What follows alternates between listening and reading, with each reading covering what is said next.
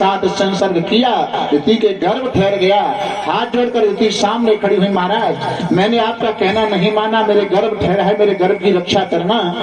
महात्मा कश्यप ने कहा तूने मेरा कहना नहीं माना, अब मैं तुझे साप देता हूँ, तेरे गर्भ से दो निशाचर पैदा होंगे, निशाचर पैदा होंगे। और ऋति के गर्भ में निशाचर कहां से आए? द्वारपाल हर के प्रिय दो, जय और विजय जान सबको। ये जय विजय कौन है? एक पार सदौ मह्यम, जयो विजय बच तदर्ती कृत्य बहल का ताम, माम युद्धो मतिक्रमम। भगवान विष्णु के पार्षद हैं जय और विजय, वैकुंठ में पहरेदारी करते हैं। आज महाराज सनकादि महात्मा वैकुंठ के नारायण भगवान के दर्शन करने के लिए आते हैं। वहां पर 6 पार करने के बाद में साथ में दरवाजे पर जय और विजय पहरेदारी करते मिल गए। सनकादि महात्माओं को रोक दिया। सनकादि महात्माओं ने कहा भाई भगवान का अवतार रास्ताओं को साफ करने के लिए होता है, और तुम भगवान के रास्ते में बाधा बनकर के खड़े हो, हमें अंदर प्रवेश करने दो, दर्शन करने जाने दो। सनकादि महात्माओं ने अंदर नहीं जाने दिया।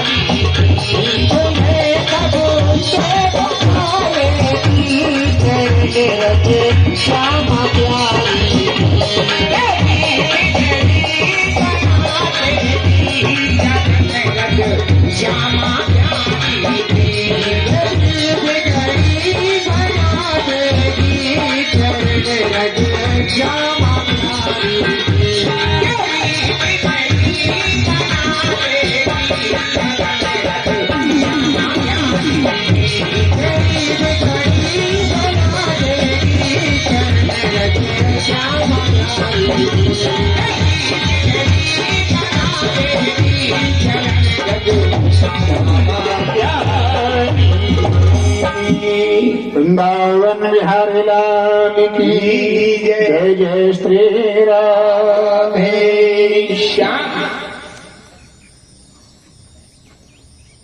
शनकादि महात्माओं को जब जय ने अंदर प्रवेश वैकुंठ में नहीं करने दिया तो साप दे डाला, जाओ तुम 3 जन्म में साचर बनोगे। आज वो जय और विजय रोते हुए लक्ष्मी नारायण भगवान की शरण में आए। कहा लक्ष्मी से, देवी तुमने हमें यहाँ पहरेदारी करने लगाया, संतों का साप है, झूठा नहीं हो सकता, अब हमें निशाचर बनना पड़ेगा। नारायण भगवान बोले गलती हो गई, संतों का साप झूठा नहीं हो सकता, मोर वचन चाहे पर जाए फीका, भक्त वचन संत वचन पत्थर की लीका, निशाचर तो बनना पड़ेगा। पर चलो भाई, तुम्हारे एक जन्म का उद्धार के जो उद्धार मैं करूंगा। पहले जन्म में वह जय और विजय हिरणाक्ष हिरण्यकश्यप बनकर के आते हैं। उनके उद्धार के लिए 2 बार भगवान को अवतार लेना पड़ा। पहले जन्म में हिरणाक्ष हिरण्यकश्यप को मारने के लिए भगवान श्री हरि करके आते हैं। हिरण्यकश्यप को मारने के लिए नरसिंह अवतार लेकर के आते हैं। दूसरे जन्म में वही रावण कुंभकर्ण बने और तीसरे जन्म में वही शशपाल और दंतवक्र होते हैं। महाराज आज त्रेता युग में रावण और कुंभकर्ण बनकर के आए हैं, तो दूसरे जन्म के उद्धार की, कल्प के उद्धार की जिम्मेदारी लक्ष्मी ने ली। एक जन्म के उद्धार की जिम्मेदारी मेरे प्राणपति ले रहे हैं, दूसरा जन्म का उद्धार इनका मैं कराऊंगी। तो त्रेता युग में वही लक्ष्मी सीता जी बन करके आती हैं। रावण 4 वेदों का जानने वाला विद्वान आचार्य है, लेकिन वो जानना चाहता है कि अब के उद्धार की जिम्मेदारी सीता के हाथ में है। तो जनकपुर में सीता जी को लेने के लिए आया, लेकिन जनकपुर से नहीं ले जा सका, तो पंचवटी से रावण ने सीता का हरण कर लिया। अब यहाँ पर लोग क्या कहते हैं कि रावण का सीता के प्रति काम भाव था। काम भाव था तो क्या उसके यहाँ महल नहीं थे? अशोक वाटिका कोई चुना? अशोक वाटिका में अशोक वृक्ष के नीचे पधराया, और पधराया कौन जाता है? अपना कोई पूजनीय। जैसे आपके यहाँ मंदिर की स्थापना हो रही है, पूजा करने के लिए हो रही है, तो नित्य प्रति काम भाव नहीं, नित्य प्रति स्नान ध्यान करके अशोक वाटिका में रावण आता है। और एक चौपाई में कहा, तब अनुचरी करहु बन मोरा, एक बार बिलोक मम ओरा। अनुचरी माने दासी। रावण कहता है मैं अपनी सभी रानियों को तेरी दासी बना दूंगा, लेकिन तू एक बार मेरी तरफ दृष्टि डाल करके देख ले। लोग क्या कहते हैं? ये कहता है तू मेरी घरवाली बन जा।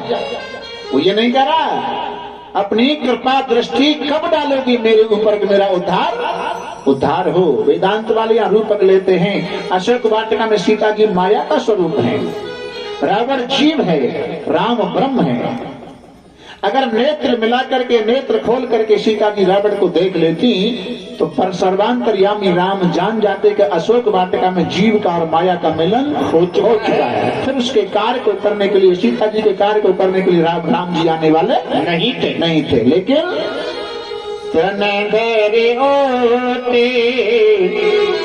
कहते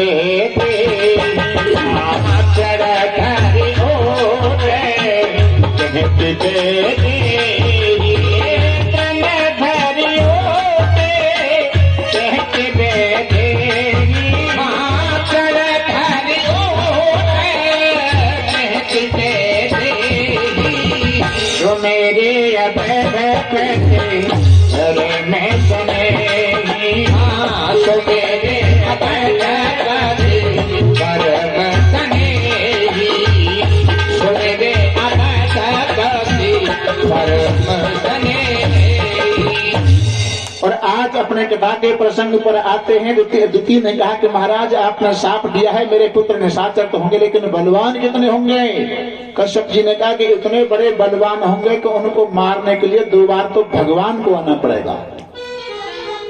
लंबे समय तक द्वितीय गर्भ में रहे, समय के अनुसार उनका जन्म होता है। हिरणाक्ष हिरण्यकश्यप का तो पहले कथा हिरणाक्ष की आती है।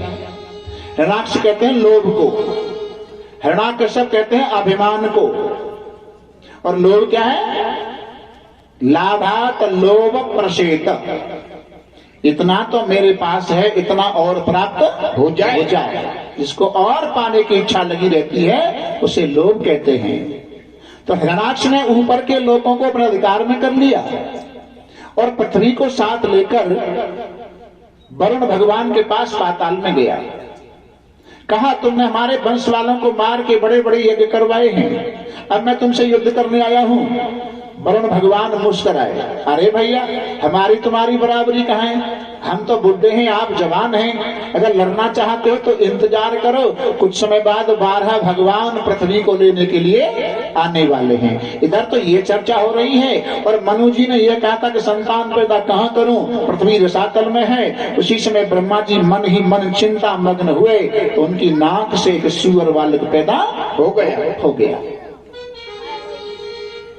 हर इंद्री में, हर विषय में 5 विषय छुपे हुए हैं। ये फूल है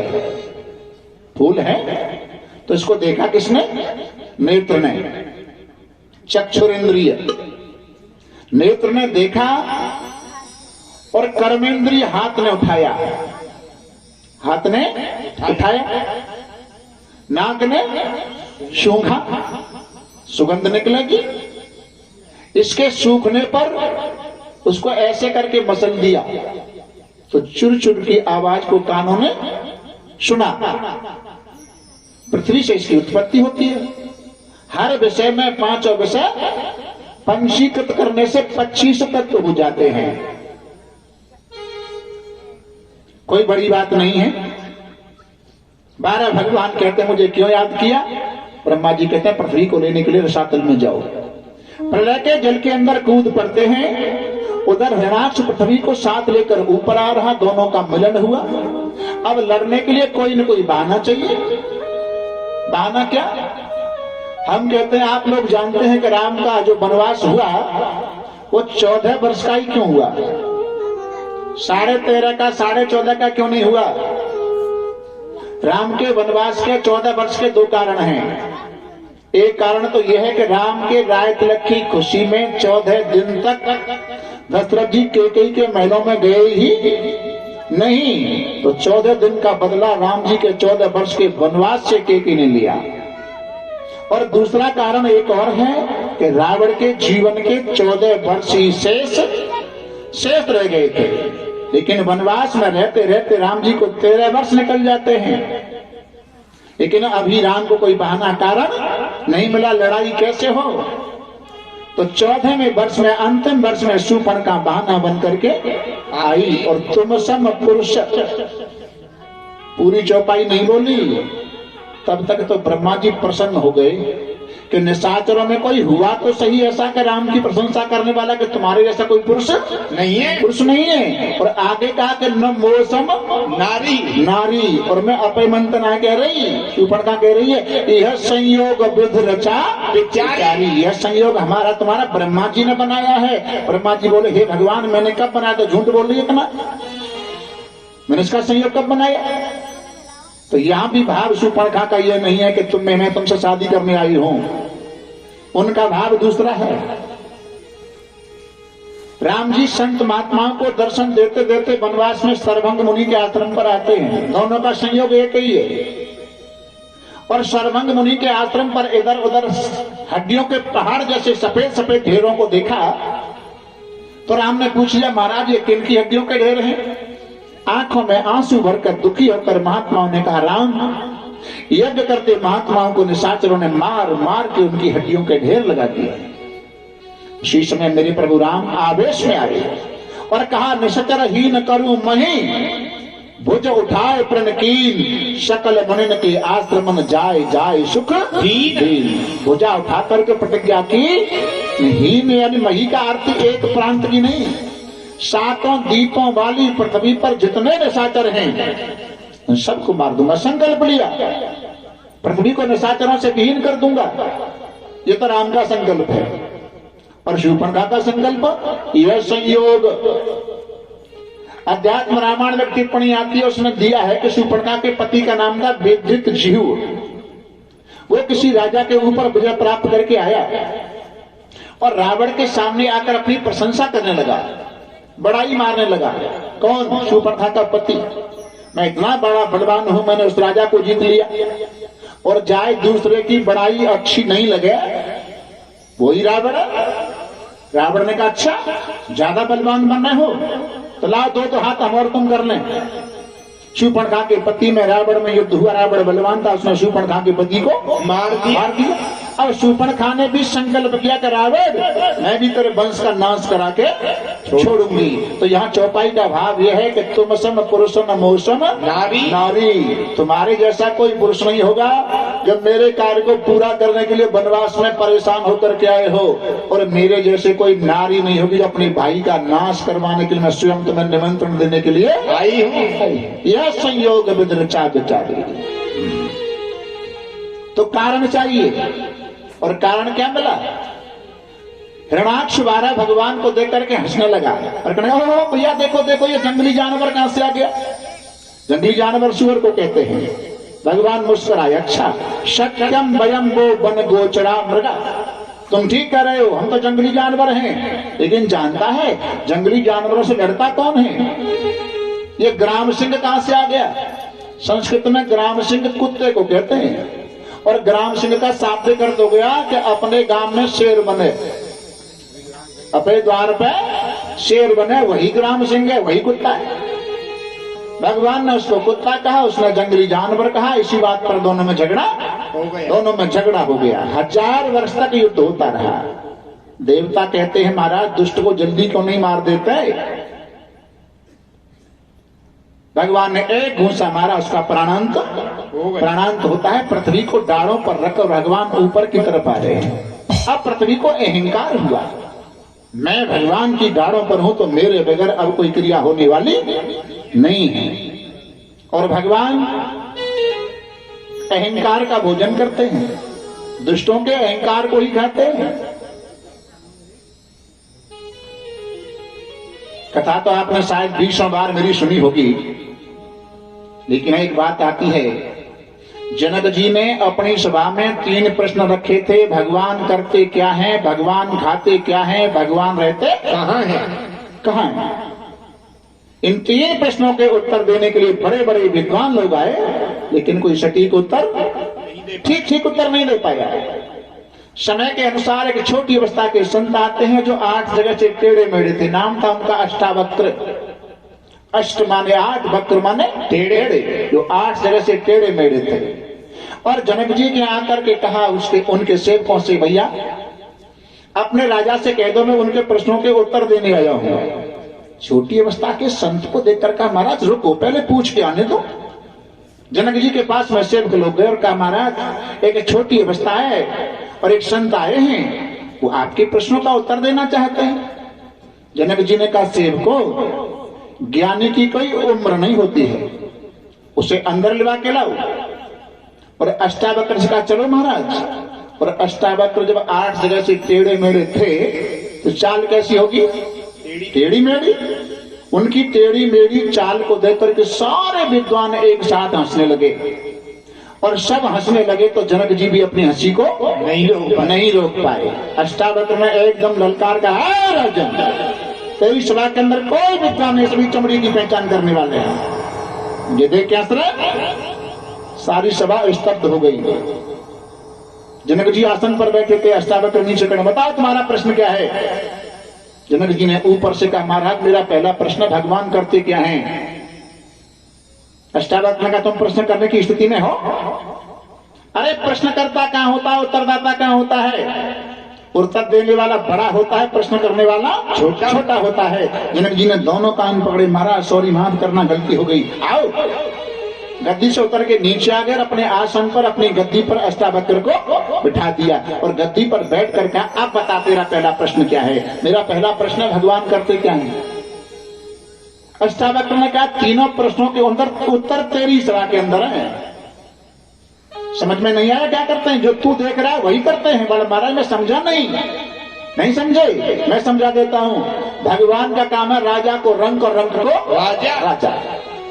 2 मिनट पहले तुम गद्दी पर थे, राजा थे, मैं नीचे खड़ा था, भिखारी था।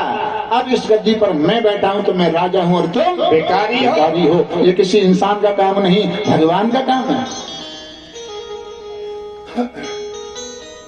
फौज में, पुलिस में, परेड ग्राउंड में परेड होती है ना, उनका उस्ताद परेड कराता है। फौज में जो लोग रहते हैं परेड जो करते हैं, तो परेड में लाइन लगाई जाती है और उस्ताद परेड कराता हुआ साथ में चलता है। परेड में जो लाइन लग रही है उसमें सबसे आगे जो आदमी है और एक सबसे पीछे, बाकी और बीच में है। अब वो सामने आगे वाला आदमी खुश न हो कि मैं सबसे आगे हूं, क्यों? न जाने कब उस्ताद के मन में आ जा और ये कह दे पीछे मुड़, पीछे मुड़। और लाइन अगर पीछे मुड़ेगी तो जो सबसे आगे था वो पीछे हो जाएगा और सबसे पीछे था वो आगे हो जाएगा। उस्ताद के इशारे का खेल है। वो उस्ताद न जाने कब इशारे कर दे और किसी को ऊपर कर दे। भगवान कहते मुझे 2 बार हंसी आती है भाई। कब? एक बार तो जब आती है कि मेरी कृपा जिसके ऊपर हो और पड़ोसी गांव के लोग ये कहें कि हम जाए पीरी घड़ी में नहीं रहन देंगे। भगवान कह रहे हैं तुम कहा बिगाड़ोगे, कृपा तो मेरी है।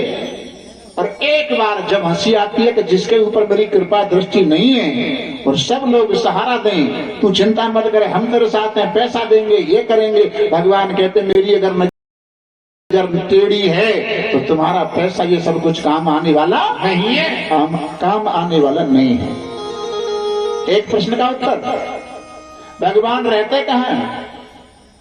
द्वारका में ही नहीं रहते, गोकुल वृंदावन में ही नहीं रहते, कहाँ रहते हैं? हर व्यापके सर्वत्र समाना, प्रेम से प्रगटे होइने जान। दुनिया जानती है दूध में घी है, लेकिन दूध में पूरी नहीं बन सकती। दूध को साधन करके उसमें से घी निकाला जाएगा। है? एक महात्मा ने कि यहाँ राजा के यहाँ कोई महात्मा पहुंच गए और उनके लिए बाल भोग में दूध मंगाया। दूध मंगाया तो महात्मा ने कटोरा हाथ में धर लो और उंगलियां चलावे महात्मा। राजा ने कहा महाराज क्या कर रहे हो? बोले घी निकाल लूं के बाद ये छोड़ दूंगा। घी निकाल लो, पता होगा दूध में घी है तो घी को निकाल लूंगा। राजा ने कहा महाराज ऐसे घी थोड़ा निकलेगा, तो साधन करना पड़ेगा, और साधन करोगे तो साध तक पहुंच सकते हो, साध की प्राप्ति नहीं है।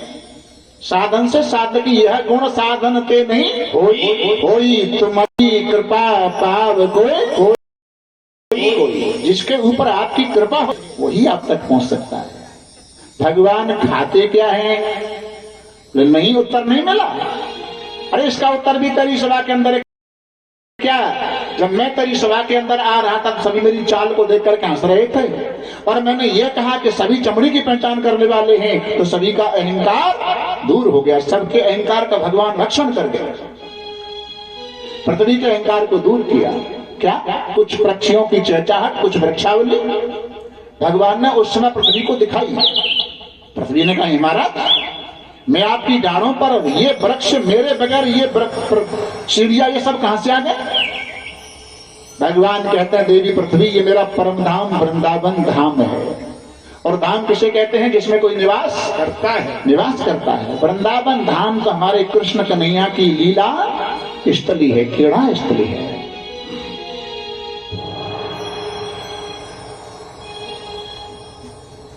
चलो रे मन श्री वृंदावन धाम, रटेंगे श्री राधे को नाम, मिले वहाँ बिहारी।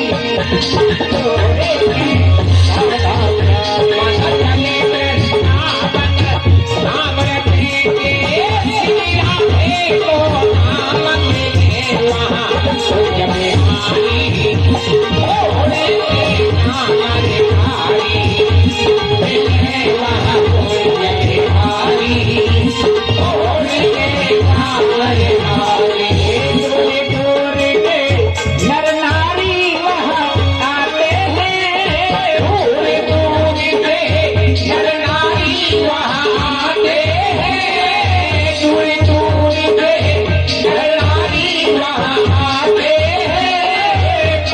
कमा कर जीवन सफल बनाते हैं, पर कमा कर जीवन सफल बनाते हैं, पर कमा कर जीवन सफल बनाते हैं।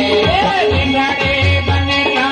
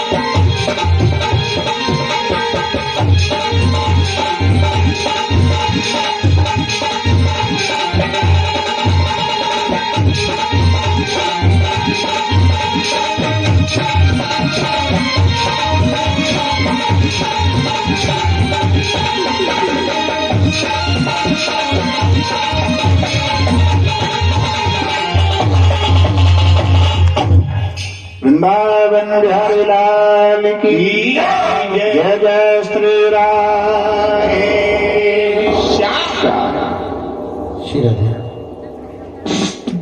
द्वारा भगवान ने समय अनुसार पृथ्वी को स्थापित किया और समय के अनुसार मनु महाराज शत्रुपा 5 संतान पैदा करते हैं। आकुति, देवहूति, प्रसूति नाम की 3 कन्या, प्रियव्रत, उत्तानपाद नाम के 2 पुत्र। शिवाजी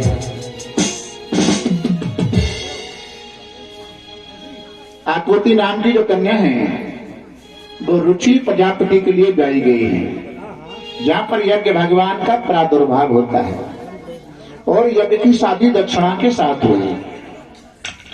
प्रसूति नाम की जो कन्या है वो दक्ष के लिए ब्याही है, जहाँ आद्या शक्ति सती का अवतार होता है और सती का विवाह शंकर भगवान के साथ हुआ। देवहूति नाम की जो कन्या है वो करदम के लिए ब्याही है और करदम के यहाँ करदम की जो पत्नी है उनका नाम है देवहूति। देवहूति के यहाँ ही कपिल भगवान का प्राकट्य होता है।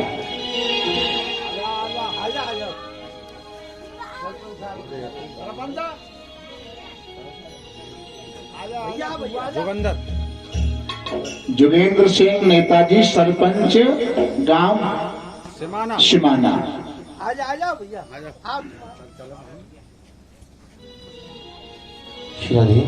आएगा सरपंच जी के द्वारा व्यास जी का जो विधिवत पूजन चल रहा है।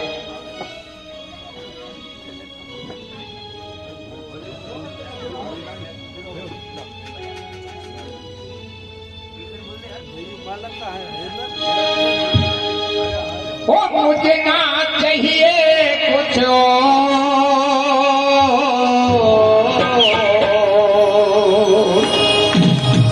अपने चरणों में दे दो ठोर बसालो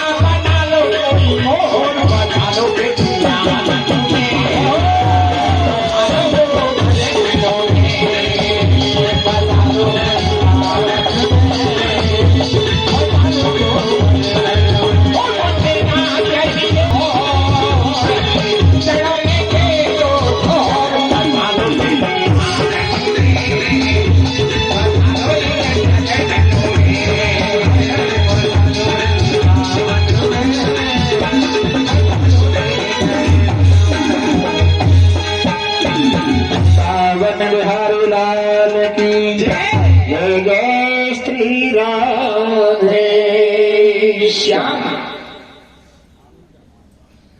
कथा का प्रसंग,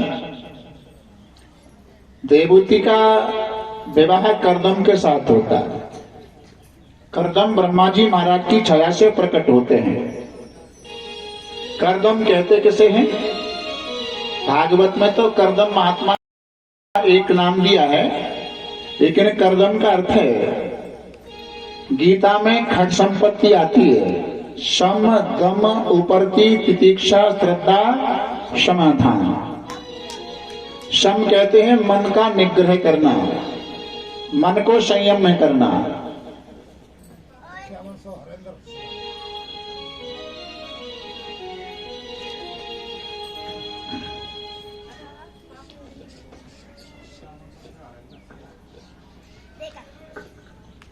₹5100 हरेंद्र सिंह सिवाना।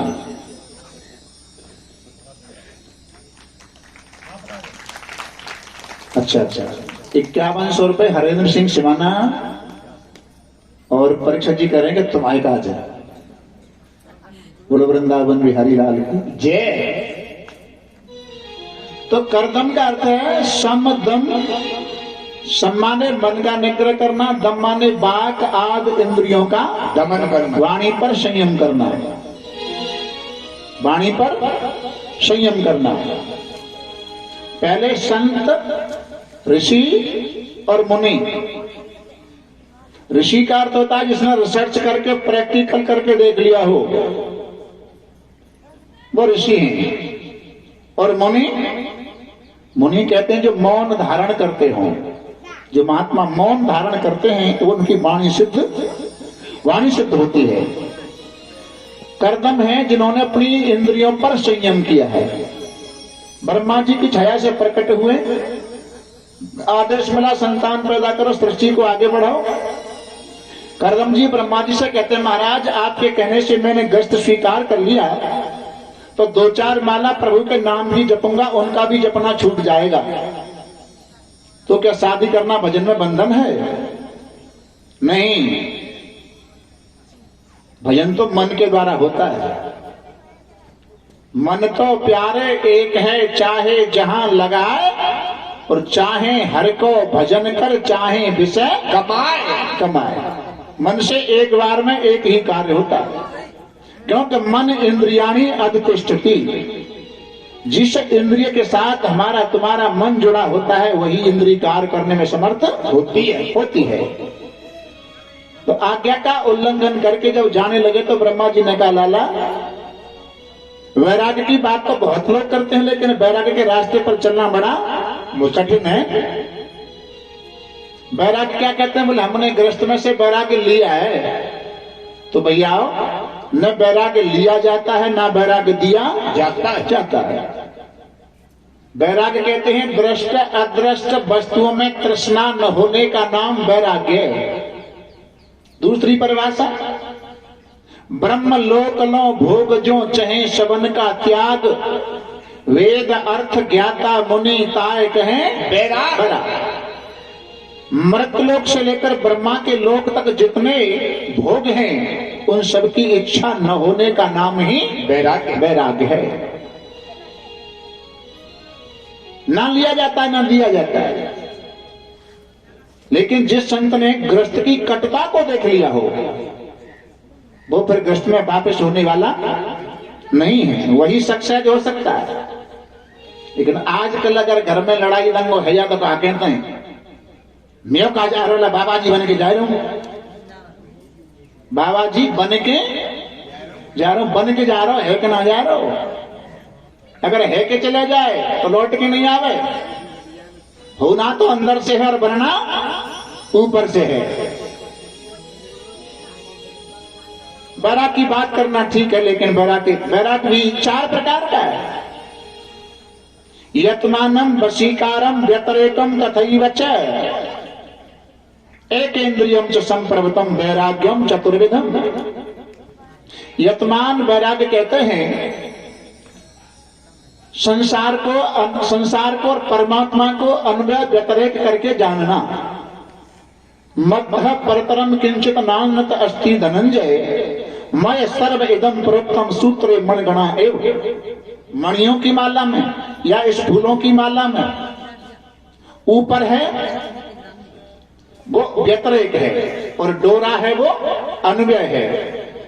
अंदर है वो अन्वय है और ऊपर है वो व्यतिरेक है। अंदर है वो ओत है, ऊपर है वो अंदर है वो प्रोत है, ऊपर है वो ओत है। इसी प्रकार संसार में परमात्मा ओत प्रोत है। जय हो। वैराग्य कहते हैं यत्मानम वशीकारम, इंद्रियों को बस में करना, व्यतिरेकम तथैव च, और प्रायश्चित द्वारा जो किया जाता है उसको व्यतिरेक वैराग्य कहते हैं। प्रायश्चित क्या है?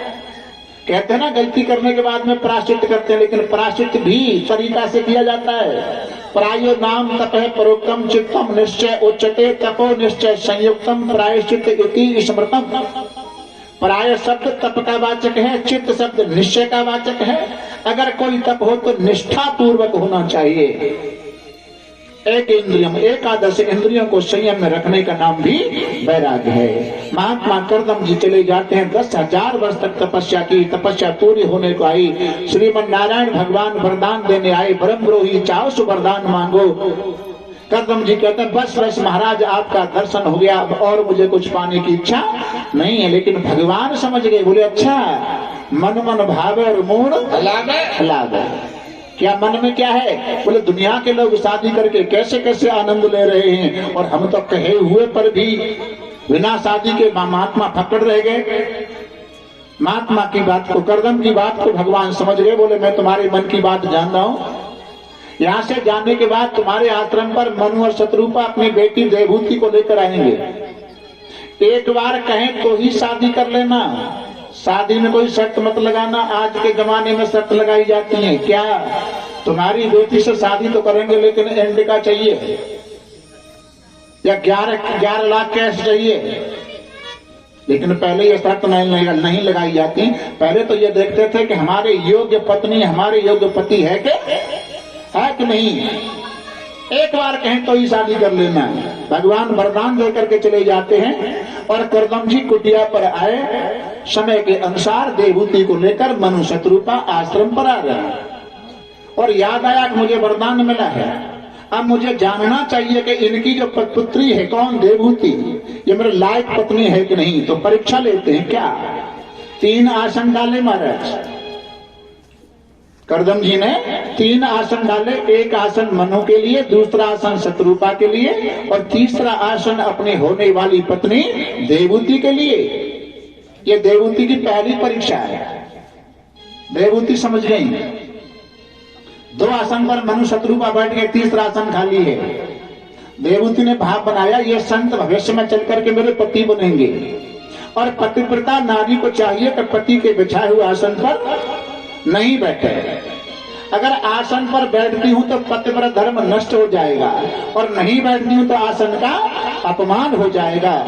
तो देवहूति को विदुषी कहा है, साध्वी कहा है। समझ गई भाव? क्या जमीन पर बैठ गई, आसन पर दोनों हाथ रख लिए, ना तो आसन का अपमान होने दिया और ना पतिव्रत धर्म नष्ट होने दिया। इनको कहते हैं पत्नी। और पत्नी की परिभाषा दुर्गा सप्तशती, जिसमें कल हमारे गांव में यहाँ जो जागरण हुआ था उसमें दुर्गा सप्तशती का पाठ कराया होगा हवन करते समय। तो दुर्गा सप्तशती में पत्नी की परिभाषा, पत्नी मनोरणाम देहि मनोव्रतान सारणी तारणी दुर्ग संसारे सागरस्य कुलो भवा। पत्नी मनोरणाम देहि, हिंदी भावार्थ क्या है? पत्नी नाम उनका है जो अपने पति के मन के भाव को जान करके कार्य करना शुरू कर दे। उनको पति सेवा करने वाली बहन बेटी कहते, उसे पत्नी कहते हैं। लेकिन पत्नी की भी श्रेणी होती है, श्रेष्ठ नंबर, दूसरे नंबर और 3 प्रकार की का अर्थ होता है। उत्तमा सहजावस्था, मध्यमा ध्यान धारणा, अधमा मूर्त पूजा च तीर्थ यात्रा तमात्मा।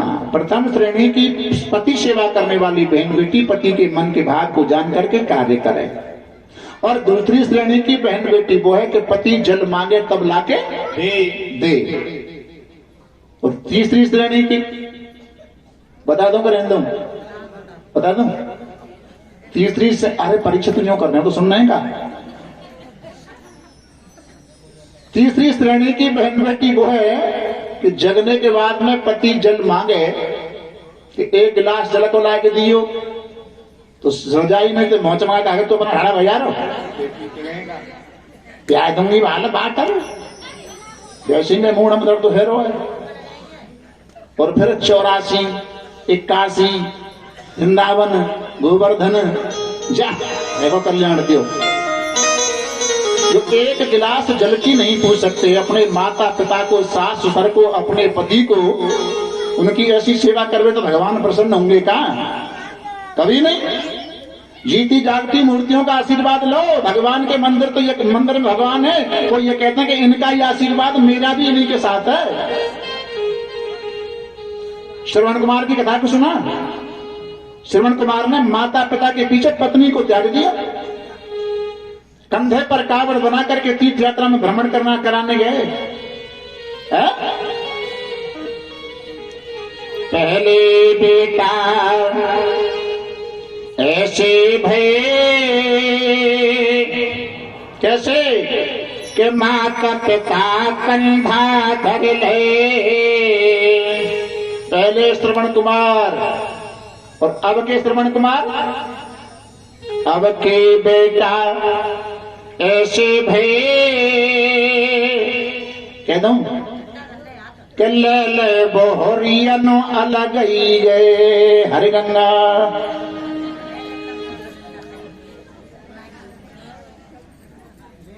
है, लेकिन एक भेड़ चाल है, भेड़ चाल। मंदिर तू जा रही है तो मैं चल रही, चाहे भले घर को काम करो रे।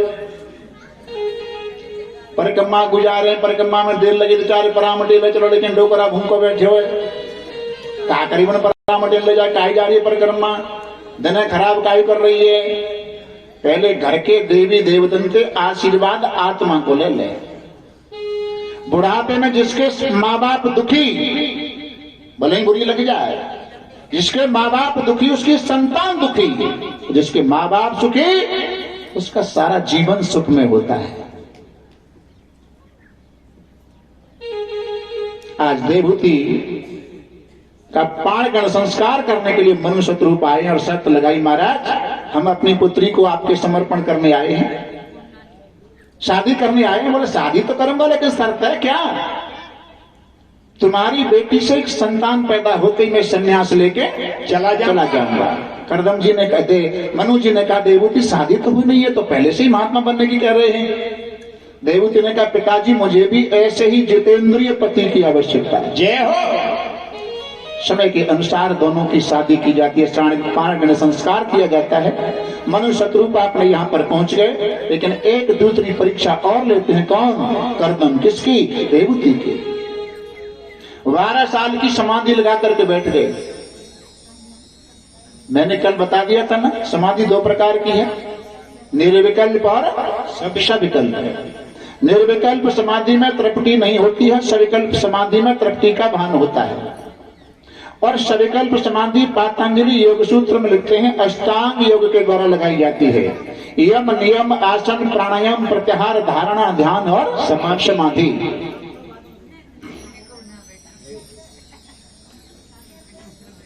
यम भी 5 प्रकार का है, नियम भी 5 प्रकार का है। सत्य, अहिंसा, अस्तेय, अपरिग्रह, ब्रह्मचर्य, शौच, संतोष, तप, स्वाध्याय, ईश्वर प्रणधान, ये यम और नियम दोनों होते हैं।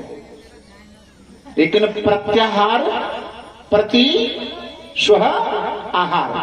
प्रत्याहार, प्रति माने अपना, अपने का तो शरीर से नहीं है, आत्मा।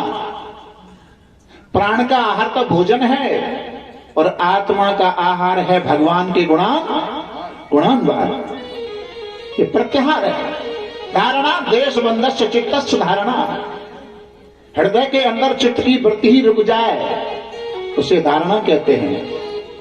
यम नियम आसन प्राणायाम प्रत्याहार धारणा और समाधि। करदम जी की समाधि कैसी है? निर्विकल्प समाधि है। 12 साल की समाधि लगे। हालत क्या हो गई है? जिनकी लंबी लंबी जटाएं सुनहरी अखियां, इनकी लंबी लंबी जटाएं सुनहरी अखियां, इनकी लंबी लंबी जटाएं सुनहरी अखियां, इनके लंबे लंबे हाथों में भजन माला, इनके लंबे लंबे हाथों में भजन माला, इनके लंबे लंबे हाथों में भजन माला, इनके धीरे धीरे बोल और मीठी बत्तियां, इनके धीरे धीरे बोल और मीठी बत्तियां, इनके धीरे धीरे बोल और मीठी बत्तियां, इनके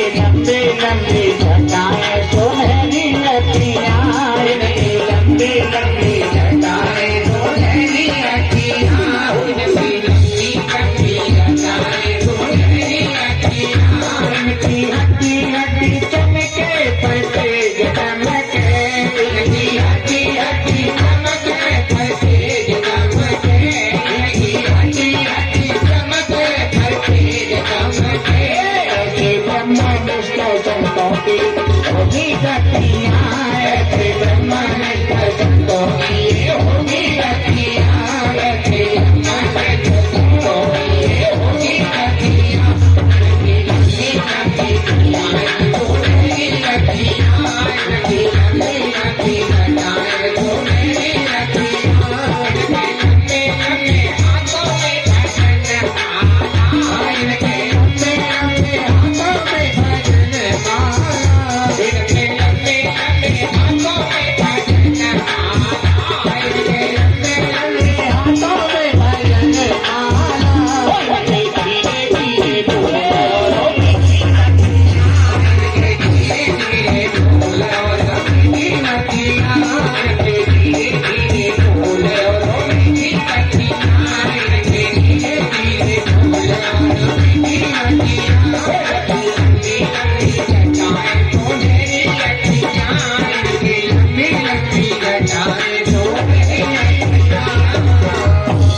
वृंदावन बिहारी लाल की जय जय श्री राधे श्याम।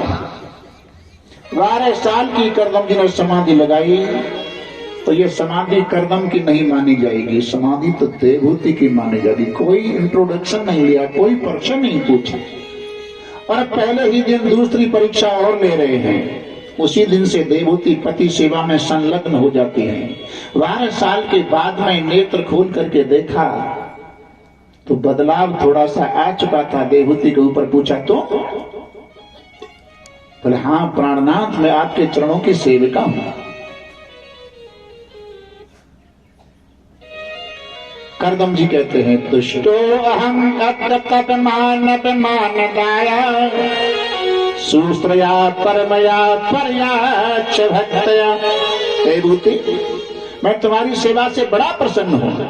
तुमने पति सेवा करके संसार के सारे सुखों को जीत लिया है। परम ब्रोही, चाहो सो वरदान मांगो। देवहूति ने कहा प्राणनाथ, आप जैसे जितेंद्रिय पति मिल गए और मुझे कुछ पाने की इच्छा नहीं है। करदम जी कहते हैं देवहूति का हाथ पकड़ करके कुटिया के दरवाजे पर खड़ा किया तो दृश्य दिखाया क्या, ऊपर कुछ चिड़ियाओं के घोंसले हैं। महाराज इनमें कौन रहता है?